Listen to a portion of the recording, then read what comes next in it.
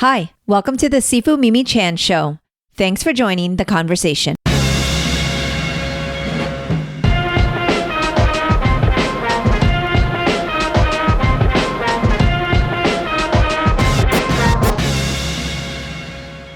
I had the absolute joy of catching up with my dear friend, the brilliant Kelly Sue DeConnick. We cover it all from swapping movie reviews and sharing updates on family life, shopping at Goodwill, and so much more. Kelly Sue is the acclaimed writer behind Wonder Woman Historia, The Amazons, the groundbreaking Captain Marvel run that inspired the film, and creator-owned series like Bitch Planet and Pretty Deadly. Her latest comic, FML, is out now. Be sure to pick it up from your local comic book store today. I've been enjoying these conversations and hope you have too. If you have, please rate my podcast on your platform of choice and share it with others. If you would like to support with a donation to help keep this podcast going and support the work I do, you can become a patron of the show by visiting my website or patreon.com/SifuMimiChan. For comments or suggestions, reach out on social media at SifuMimiChan. Now on with the show. Hello, Kelly Sue. So good to see you. Hello, Sifu Mimi. How are you? Just Mimi. I'm good. I miss you, as I said a little earlier before we were rolling. And I can't believe it's been so long since I've actually gotten to actually see you face to face and talk to you. No. It just feels like for a while there we were like in constant communication. I know. It was so nice. Yeah. And you were just at Rose City, and I was not. Yeah. I wasn't there I only went for, I guess 2 days. I was there for retailer day, and then I was there on Saturday. Okay. But I didn't do anything at all on Sunday, which is sort of unusual for me, but I'm swamped, and the kids have just gone back to school. It's Henry's senior year. He turned 18 on Tuesday.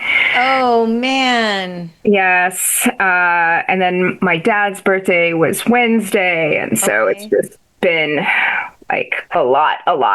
I bet. And how's Tallulah, our goddess? Yeah, she's doing well. She's been cast in the high school production of the musical Six.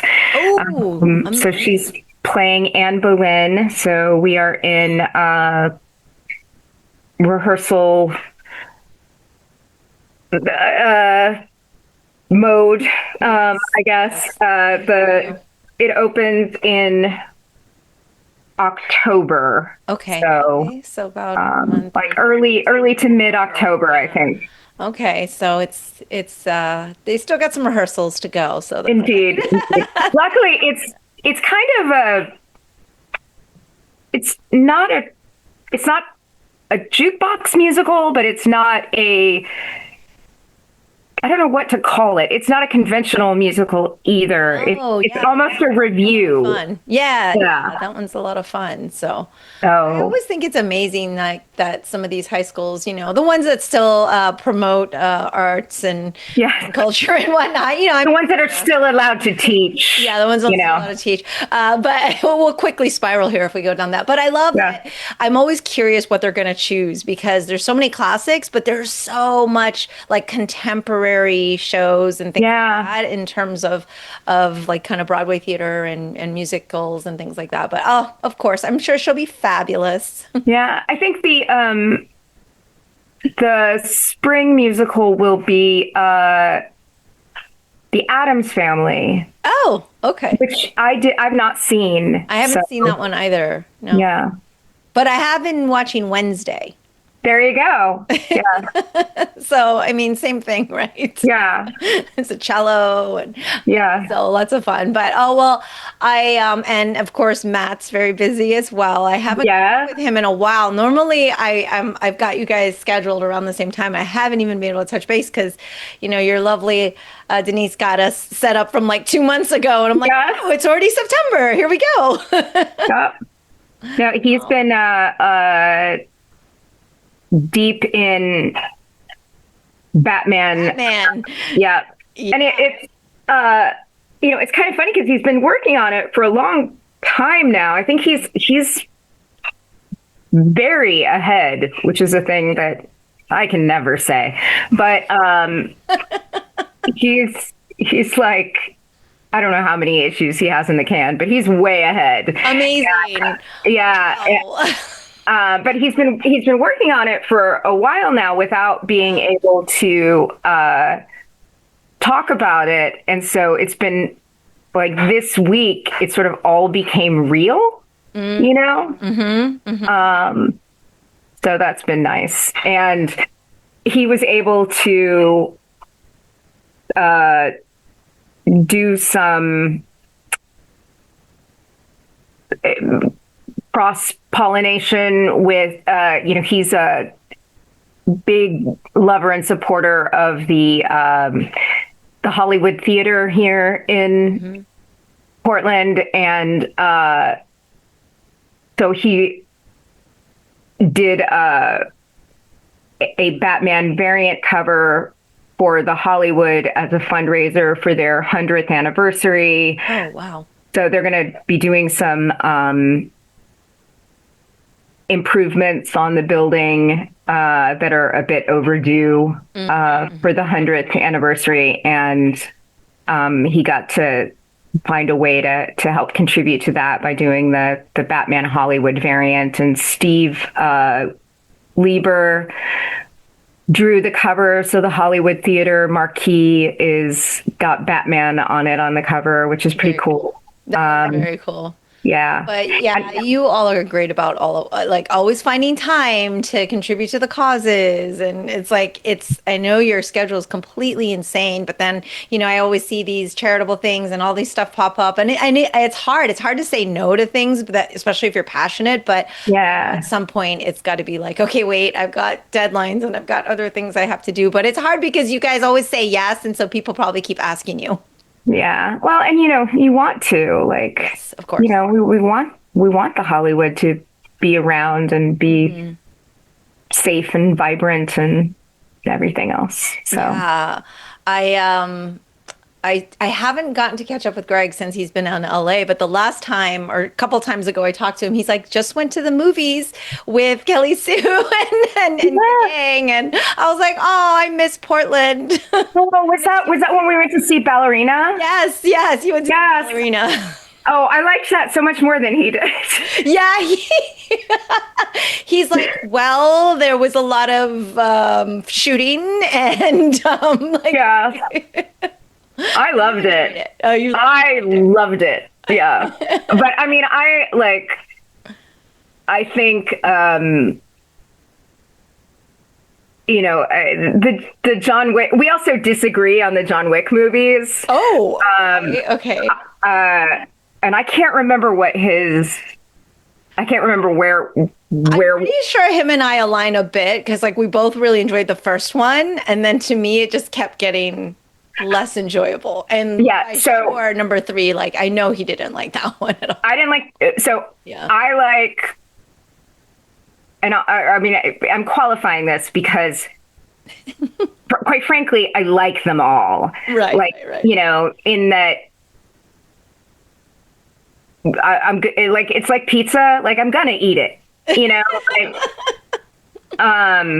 but I absolutely love 1 and 4. I don't care for 2 and 3.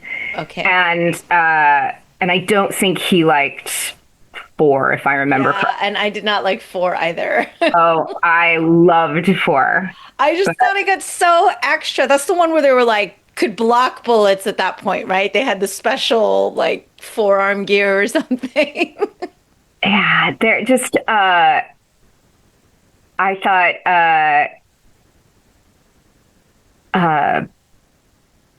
there was just so much. First of all, I was it Donnie Yen? Like the stuff with the two of them, I was just like, well, this is just amazing and perfect. And he has like the grace of a Fred Astaire, his the martial arts part, Yeah. right? Like you and I were talking off air. You're like, let's just talk about kung fu. Yeah, but there's also the way that character plays with portrayals of masculinity was Okay. really interesting to See, me. now this fascinates me because you're seeing something completely different. I'm just so face value of like, did he have to be blind? Because he's blind in this one too, right? Or like just like Yeah, what? I'm just like, did he have to be blind? Like this becomes like to me just so out there, and I get a little grumpy about action stuff these days. I think maybe because I was so all about the action 80s and 90s, and then now I'm just like I really want a really good drama or a really good comedy. right. And I think maybe it has to be so exceptional in my mind. And again, it's all subjective. Everybody has their own opinion. And I love that we're talking about this, but I'd love for you to expand on this whole like how Well, the math. I should contextualize, right, that I haven't seen. I'm not a Star Wars person, Right. so I don't know him in Rogue. One, like yeah, I felt like he was the same character except in a suit versus in his Rogue One outfit. So I thought that And fans are gonna be mad at me right now. I can just feel it. yeah, I thought the graceful, thoughtful, contained power. Like I just kept thinking about him like a dancer, and the way that, like the white turtleneck, right? It's not when you're dressing a physically aggressive, violent character. You don't think white turtleneck, right? Like you don't like that is not a, like hyper masculine, right? That's like The museum curator. right, and you know, and it's the choice of white is like a 60s nod, and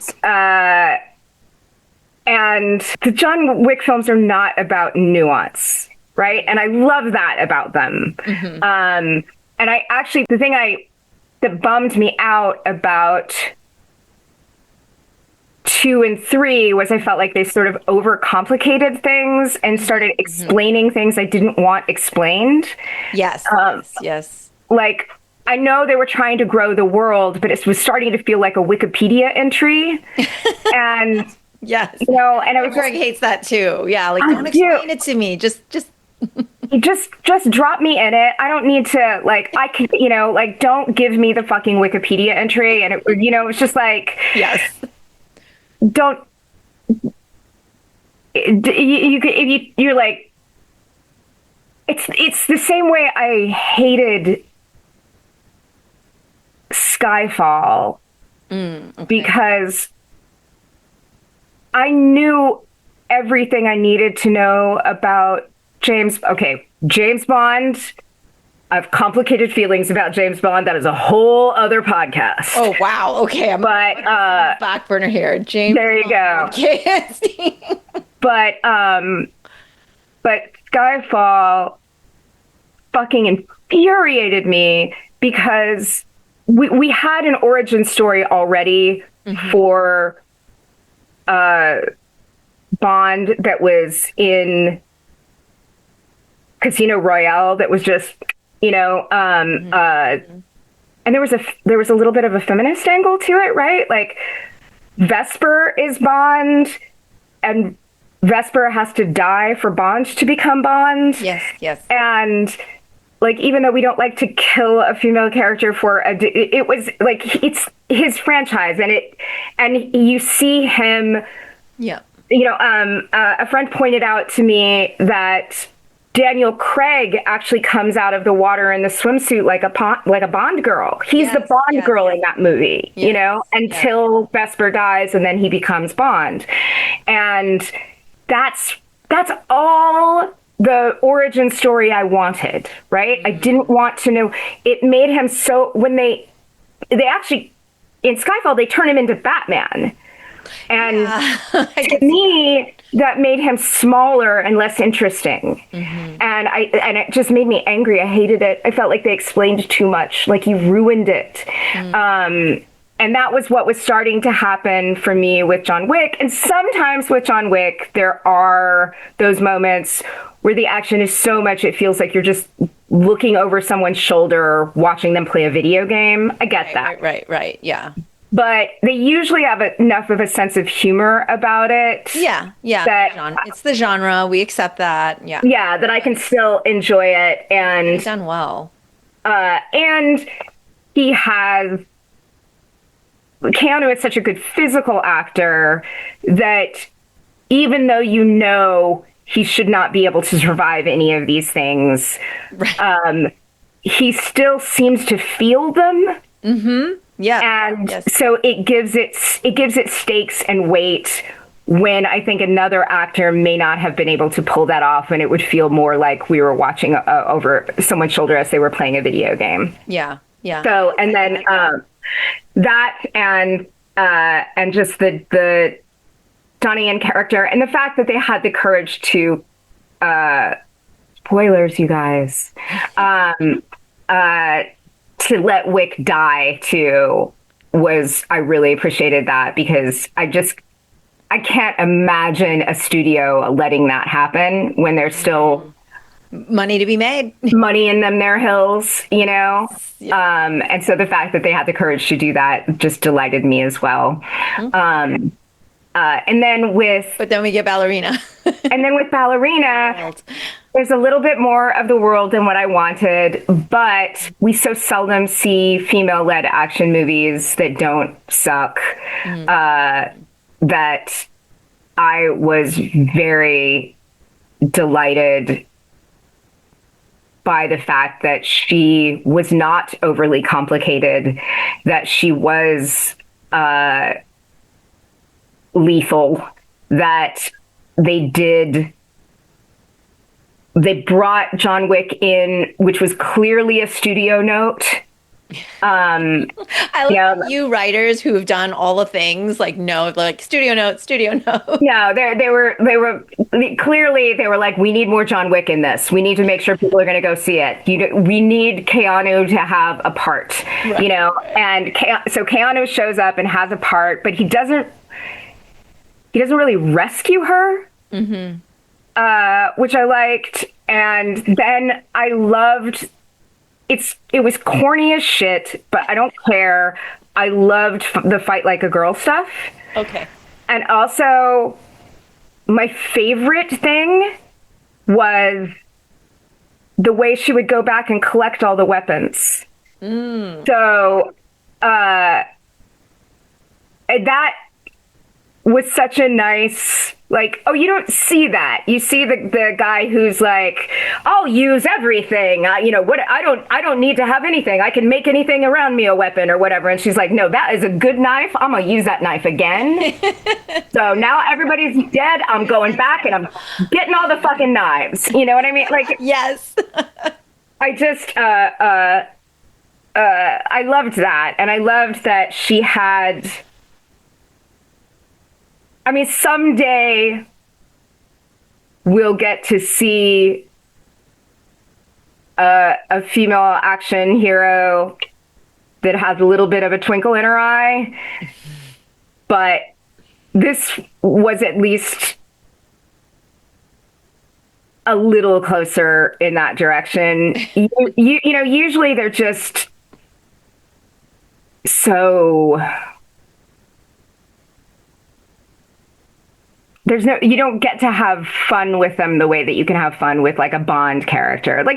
John Wick is not a funny guy, but right. But there can be a twinkle with a Bond character, less so more recently as the movies have gotten grittier and grittier.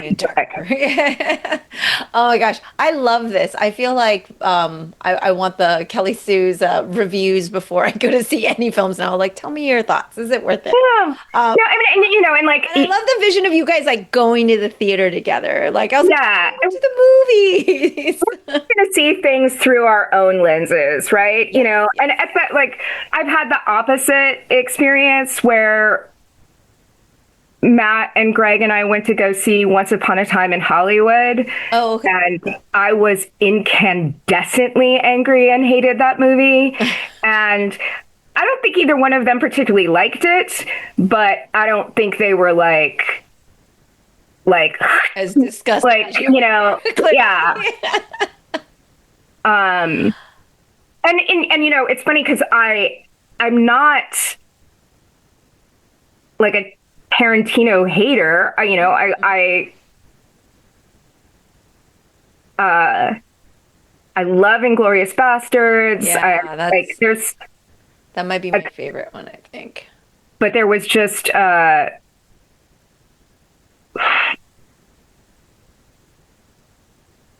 Once Upon a Time in Hollywood was just like,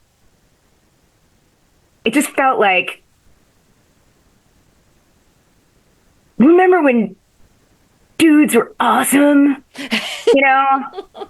Yeah, and then everything just had to fit together with the like the historical, like the Yeah. like Oh, and the Bruce Lee stuff, it was like, oh, go fuck yourself. Like, yeah, Shannon Lee was not happy. yeah, no. She was right. Um, Yeah, yeah. I always think, man, if people are gonna make a movie this long, it's really got to deliver because our attention spans. Like even me, I like movies and things, but like if it's gonna be over the 2 hour mark or something like that, I'm like they better be delivering because it's like yeah. why the extra 20 minutes? And I thought that DiCaprio put in a really lovely performance. I think he almost always does. Yeah. Yeah. And, I would have much preferred to watch the movie about that character as an actor's journey. Right. Versus But I mean, somebody else would have had to have made that film, like of course, of course. But, but yeah, no, I was like spitting, shaking, mad. I can't. I mean, it's been a while. I don't even know what year that came out, but you're still quite offended by this film. Yeah. And then there's also, did you see Salt? Yes, I think so. I was so excited for Salt, and we went. I I don't don't think Greg was at that one. I think that was us and the Bendises, Okay. and I was very, very excited about it, and I hated it. And it's another one that was. There was a really interesting lesson for me in that one because I like everyone who was involved in that movie. Like the cast is terrific, the filmmakers are terrific. Like it was just like people Didn't connect, right? people I that don't you remember loving it or thinking. yeah, people you can respect and admire with the best of intentions. You get that much money involved in making a thing, and it can come out garbage.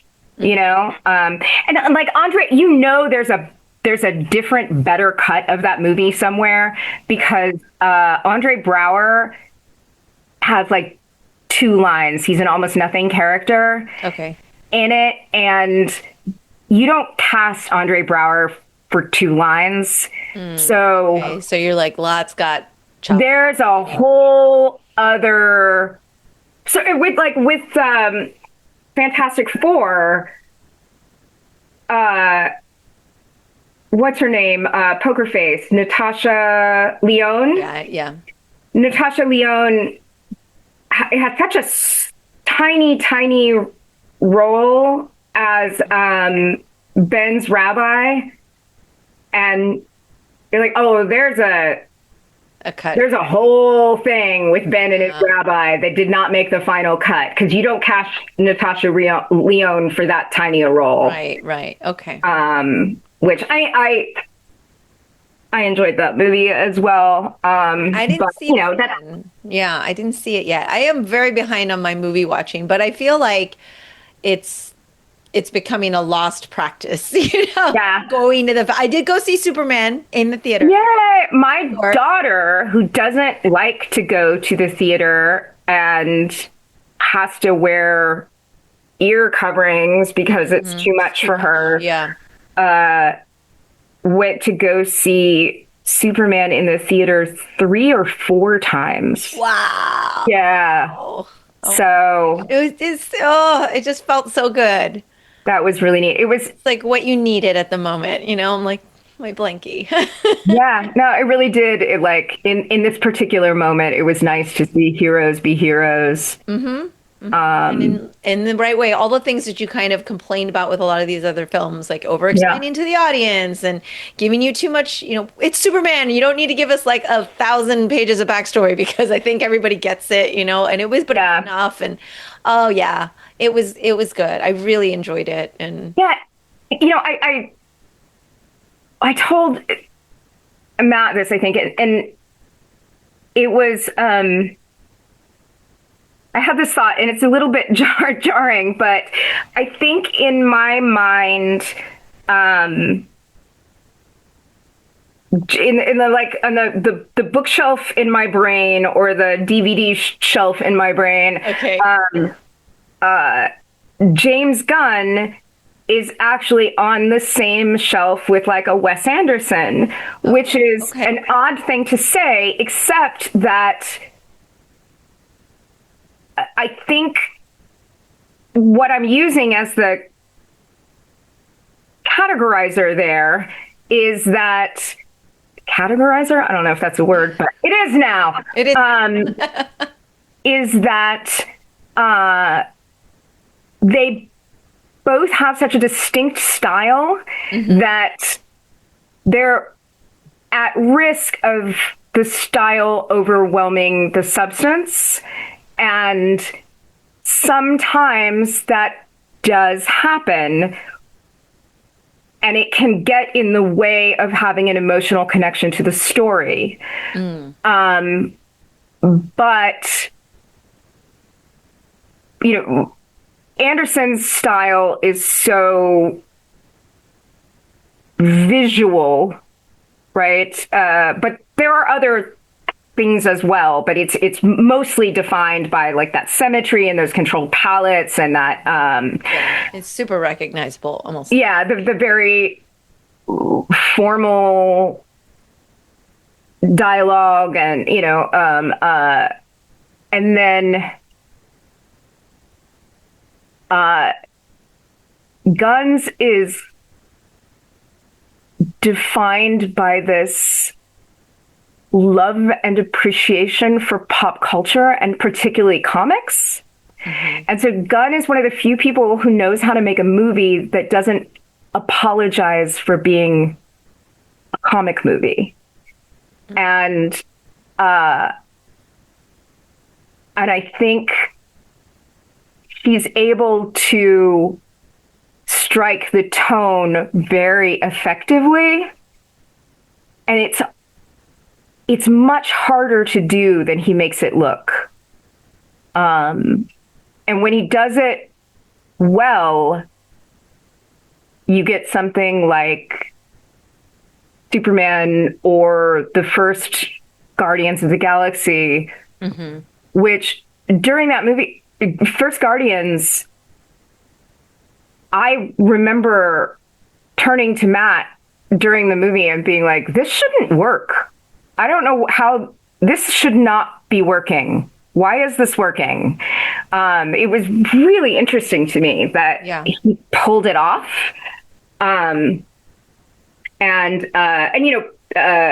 Peacemaker, like, doesn't apologize for being what it is.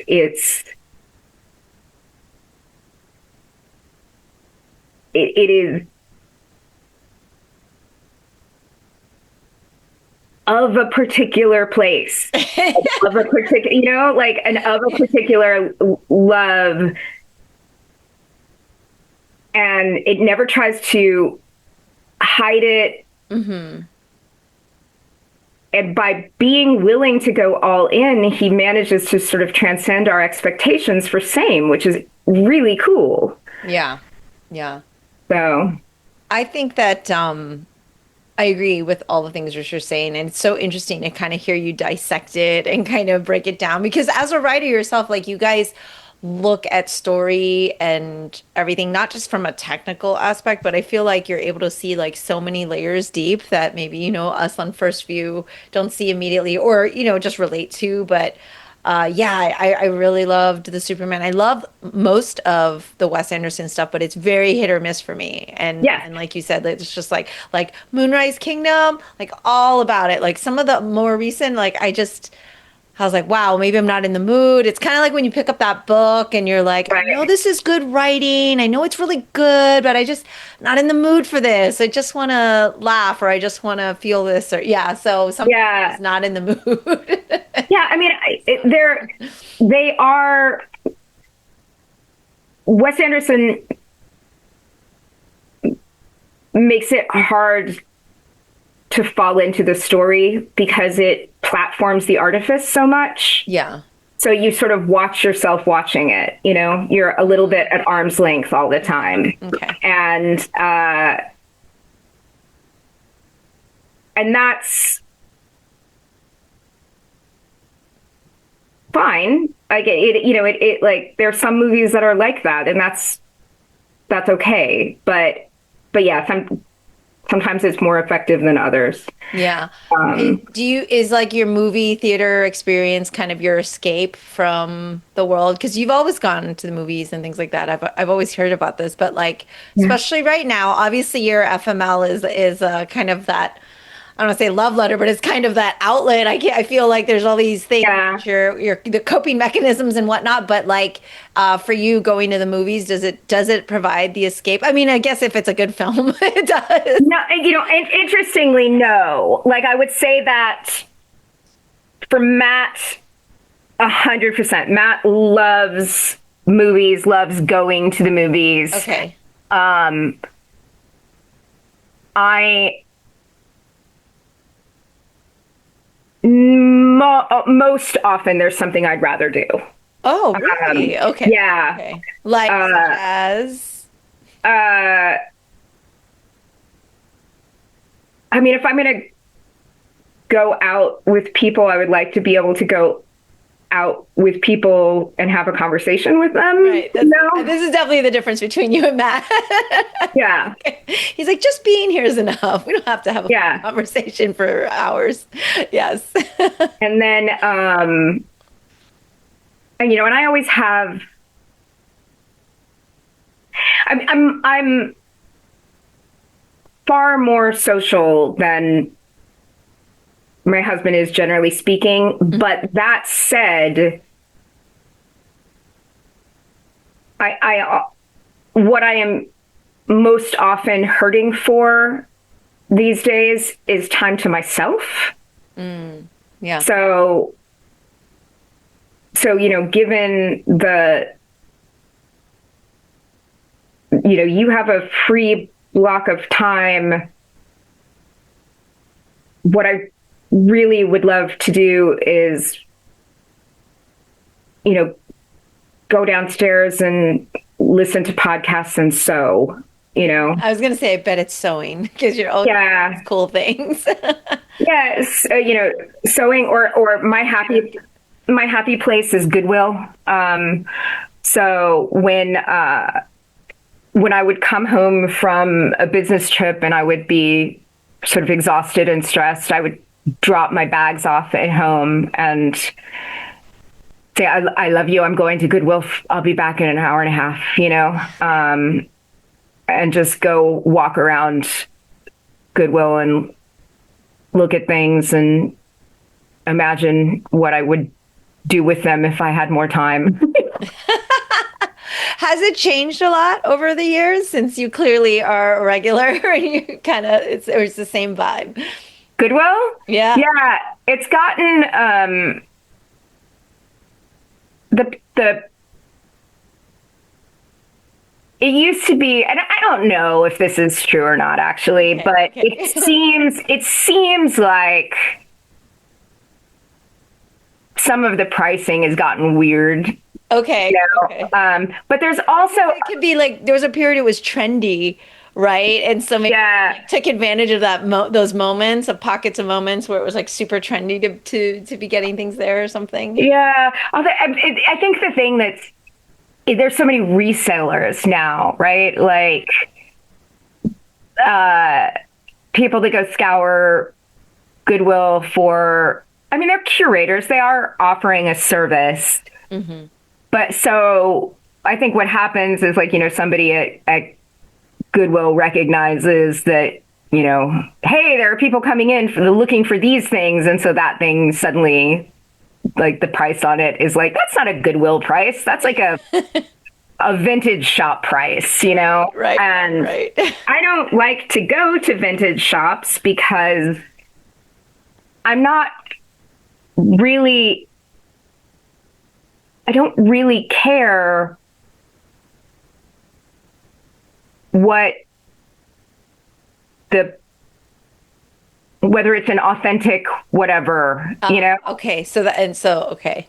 Yeah. Yeah. So So then I'm it just becomes, oh, this is a designer, blah blah blah blah, and yeah. that's in a vintage shop. Whereas Goodwill, these pieces maybe have their own little story to them, or they're just like random things. And you kind of Yeah. don't you have to like look through. See, I don't shop at all. Like I've never been a shopper. I could never go with my friends who like I want to look through every piece to find that sale Uh, item or whatever. And I'm like, oh no, I can't do it. oh, I love it. I can tell, but you always I find the have a treasure. That's why you find the treasures, and you have all this cool stuff. I Out of your go house.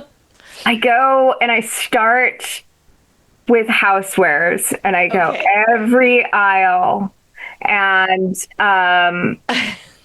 and then the clothes are harder for me Hmm. because I have to fight Yeah. my instinct to buy like that's a really nice piece, and but it'd be like, and that's only $7, and like, yes, it's a really nice piece that's only $7 that you don't need, you know, I see. I see. like, I bought the other day I was there and I bought I think it was $12, a vintage Millie jacket that was in pristine condition and it had the old Millie logo on it. And this one I did, I was like, you will never wear this.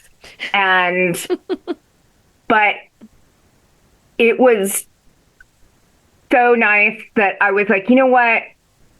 Just grab it and see if somebody that would wear it. I brought it home. My friend that I grew up with, Amity, was here, and I was like, Am, would you wear this? And she was like, no, but my sister would. And I was like, please give this to your sister. I just want it to, You and want to bring joy to someone. yeah, it was a beautiful, it was like a like Chanel jacket inspired, like Okay. a woven tweed, Yeah. really nicely constructed. $12, beautiful condition, smelled great, Um, so it's just like this has to come home with me, but I know I'm never going to wear that. So that's the trouble I'll have with clothes is like, no, my closet, I just had to do a big closet purge. I'm not even done with it. Oh my gosh. But you get to this point where I'm going to interrupt this sentence for the third time. I had this realization when I was pregnant and when I was in my second trimester and it was huge and this with Henry the first time. And, there were there was a very limited number of pieces. We couldn't afford for me to just go out and buy a whole new wardrobe. And you didn't have these rental services now, which I think are brilliant. So I couldn't like rent a maternity wardrobe. And so I was trying to piece together a maternity wardrobe from pieces I already had that would still kind of work, plus a couple that I could afford to buy, plus ones that I could find secondhand, right? So I ended up having like a very well curated small closet because I had to make it work, right? And I needed everything to kind of go together. And it was interesting to me that it was easier for me to get dressed with fewer pieces than it was with this giant wardrobe of choices. I mean, it makes perfect sense, but somehow it's also, it was also anti-intuitive to me. You know, it always seemed to me like more choices would be better. And actually, more choices is not better. Less is more. Yeah. And like, and it made it like, I need to go through my jewelry right now because I have tons and tons and tons of costume jewelry and things that like belonged to different members of my family. And I have so many options that they're not well sorted, and I end up wearing the same 2 or 3 pieces all the time. And like, so why am I storing all of this? So it, like, I need to go through it and pull out a select few and then just like either get rid of or put the other stuff away. So that a lot of organizing is coming in through this fall for yeah. You got a lot of organizing to do. That does not sound like fun for me, but definitely. Oh no, it's my jam. I feel like every time I do something like that, it takes so long because I'll be like, oh, and look at this. Yeah. Oscar, did you know? There's like, this is what happened when I got this. And right. And he's just a purger. Like, he will go in and just be like, I'm gonna throw everything away. Not even look through it. I'm like, wait. So I can't take it on because I know how long it's gonna be. So I was like, no, I can't do this. So yeah, it's very opposite in that way. But I can see like, but your house is so like neat and put together. Like, where do you have all of these things? Like, I don't see stuff around. Like, well, I mean, kind of amazing. It feels to me like there's stuff all around, but I mean, there are some gigantic things. Yeah, but I mean, I do enjoy an editing process. Okay, of course you do. Of course you do. I see this carries over into many facets of your life. Yeah, and like being like, you know, I loved this thing. It delighted me, and now it's time to let someone else love it. You like have some. Okay. All right. Yes. Very like, what is it? The Marie Kondo. Like, okay. Yeah. Me joy. Now you can move on. I appreciate you. But it is nice when, like you said, you can pay it forward to somebody else that will then it makes you feel happier versus just giving it away to Goodwill, which I guess does go to someone eventually. But it's nicer. But I mean, I do put an inordinate amount of thought into where things are going to go because I know so much of what goes to Goodwill ends up in landfills or. Oh, okay. I didn't. So, yeah. Oh, okay. So, I mean, I do definitely send stuff to Goodwill, but I also try to pass things on or, you know, sometimes it's dumb because it's just like the amount of, you just need to get it out of the house and you don't have a lot of spare time, and the amount of time that I'll take being like, do you want this? Do you want this? And like, no pressure. You don't have to want it. Like, I'm not, you know, my feelings are not hurt if you don't want it. I love all of this. Yeah. So it's been a few months, but the last time I spoke to Gene Ha, he was like, so when's the next Historia reunion? I'm like, definitely not up to me. I was like, even though I've inserted myself into this group that I have no contribution to. And you did not insert yourself. You were invited. Yeah. He was like, pajama party. I was like, Oh my God. Are you kidding? I'm so in. Can you imagine Gene Ha's pajamas? I bet he has the most beautiful pajamas. very put together, like, and multiple sets of matching different Yes. colors. Yeah. So he was like, we have a pajama party where we're all eating our junk food of choice on a couch, and then we could do a gigantic thing and do a podcast like that. I was like, okay, Gene, Okay. watch this. All right. So I said, next time I talk to Kelly Sue, I'll bring it up, and then we'll find a date. Yes. I'm there. Oh my gosh. And now I'm like, I'm getting everyone's pajamas in my head. Like, Phil's pajamas are unbuttoned down to his belly button. Obviously. Yeah. I mean, Yeah. we've kind of all seen Phil's pajamas if you follow him on Instagram. Oh, I love him so much. Me too. Oh my God. Yeah. So, yeah, but he had asked about that. And actually, I think when we spoke, it was like the first issue of FML came out. And he's like, have you read it yet? I'm like, not yet. And he's like, it's fabulous. And just, of course, rave. And clearly that's going well too. And we only have a few more minutes. So I don't know if you want to talk. Oh my gosh, I spent all of our time talking about movies and shopping. Oh, well. That's fine. That's fine. what this is. But we will remind people to go out and order and do all the things for your comics and link all that. They can read all that. I mean, everyone knows what you're doing. Yes.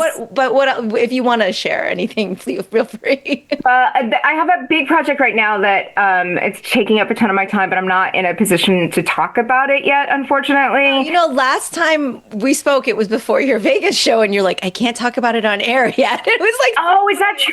Yeah. Oh, wow. Big project I'm working on. I'm like, oh God. Now I'm thinking, oh no, now what? Like you need. Okay, this was not a Vegas show, but it is also a large scale thing. Of course it is, because that's Kelly Sue. But I'm super into it and having fun. But I'm also wrapping up the first arc of FML, which I'm incredibly proud of. I'm having a wonderful time with David on that. And it's for anybody who doesn't know, it's you'd think I've been doing this book for like a year. You would think I would be able to metal teenagers. Yeah, it's a surreal comedy that is set in Portland during a time of upheaval and global pandemic and now? Yeah. And it goes back and forth from the perspective of the adults and the perspective of the teenagers, and the mom. The first arc is focused on the mom and the son. The mom was a 90s riot girl, and the son is a heavy metal kid, and both of them use their mom is she used to have a zine when she was a riot girl, and she's a cartoonist as an adult, and she uses her cartooning to kind of help her manage her anxiety and reflect on her life, and the son uses his like heavy metal drawings as a way of managing his anxiety. But it's a book where I'm trying to capture not the reality of what we're going through, but what I'm describing as like the wind chill. So it's not what it really is, it's what it feels like. So, adolescence, he wakes up in the body of a hairy monster. So it's just kind of made literal. And, things are falling out of the sky, and it's real crazy. And we use a lot of different styles. So we borrowed from manga the idea of the chibi.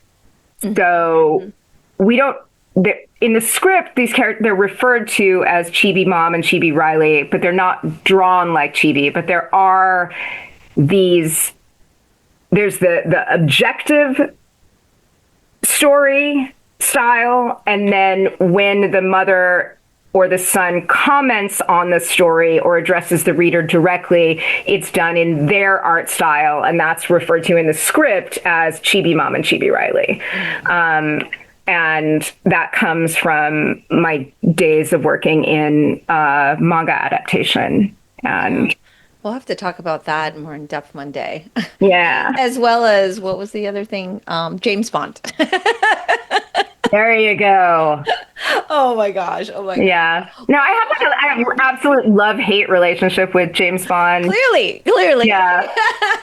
Well, we'll go through each iteration of it and see. Oh my gosh. Maybe we'll save it for the pajama party. And there you go. Wonder Woman talk, or, we'll just talk about like random crazy things. And every time I get a chance to talk to you all. And then I saw, and I've got to wrap up soon, but I saw Nicola in Australia. She made this wonderful brunch for us, and oh my we god, got to spend so much time. And then Greg was there too, and so we had a podcast on there. I actually got to see the comic before it released, because now it's out. Of course, Cheetah and Cheshire, Rob's the Justice League. But it was like she was doing all the panels, and it was so cool to see it kind of, and just seeing her and everything was. She's so amazing, and she and Greg like just mesh. Yes. Like, they really work well together. Yeah, really lovely. It was so cool. It was so cool. So and it's just been nice. It's been nice to be able to kind of keep up with everybody, and then occasionally see you all in the chat. And and thank you for keeping me on the invite list. I appreciate it. Of course. Yeah, this has been great. And and keeping it all in the family. This is adorable. Andrea Shea, who was one of our editors on Historia, I think this is public. I'm just realizing as I'm saying this. I can also cut it if not. We should maybe double check, but her husband is Matt's Batman editor. Oh, okay. And I'll have to double check. I think that's public. It's like but anyway, circle. but Matt and Rob work really beautifully together. And in fact, and I know you need to go, but when Matt said he was going to do Batman, I was like, oh, that's a terrible idea. And it was not because I didn't think that he would do a good job, but because historically, when the more high profile the book is, the harder it is on him. Yes. Yeah. And that's usually because there's more people nervous about what's going to happen and not trusting him, and he has such a unique perspective. They don't really know where he's going, and so they're always like, and the beauty of this is Marie and Rob trust Matt, and they've just been able to let Matt and Jorge do their thing. That's awesome. Yeah. And support them and give them editing and give them guidance and everything, but not in a managing and right on top of. I mean, I don't understand why creators like you guys at your caliber are getting any ever doubt, right? Like it surprises me so much. I'm like, what the hell are they looking for? I mean, you guys have improved yourself so much. Like, how many things do you want? And it's not about the awards, but of course you all keep winning awards too. But like, I'm always like, really? Like, yeah, I mean, they're nervous about their jobs, and I get it. Course, and like, I don't, but it is that kind of environment is exactly the opposite of what Matt needs. And like the reason that Hawkeye and Jimmy were able to be what Hawkeye and Jimmy were was because it was like, oh, it's Hawkeye and Jimmy Olsen. That, those are not. You didn't feel that pressure of and so character. But Batman's Batman and Superman. People let him be him. Yes. And he was able to make this amazing work. And so I was like, oh, Batman is ground zero. They're not going to leave you alone to do what you want to do in Batman, but they have. And amazing. Yeah, and it's been terrific. I will warn him. I will be reaching out. All right. I have got to catch up with everybody now. Now you guys are all on them. Like my life is kind of redirecting. And so I was like, I need to catch up with everybody just to see you all, All right. And, obviously, we'll promote all your stuff and link everything here. But it's always amazing to see you. Yay! This episode sponsored by Goodwill. Yes. All right. Until next time. That's all for today's episode. Thanks for listening to the Sifu Mimi Chan Show. Please subscribe and rate my podcast on your platform of choice and leave a review. You can become a patron of the show at patreon.com/SifuMimiChan to help keep this podcast going. Follow me and interact on social media at Sifu Mimi Chan on Instagram or Facebook.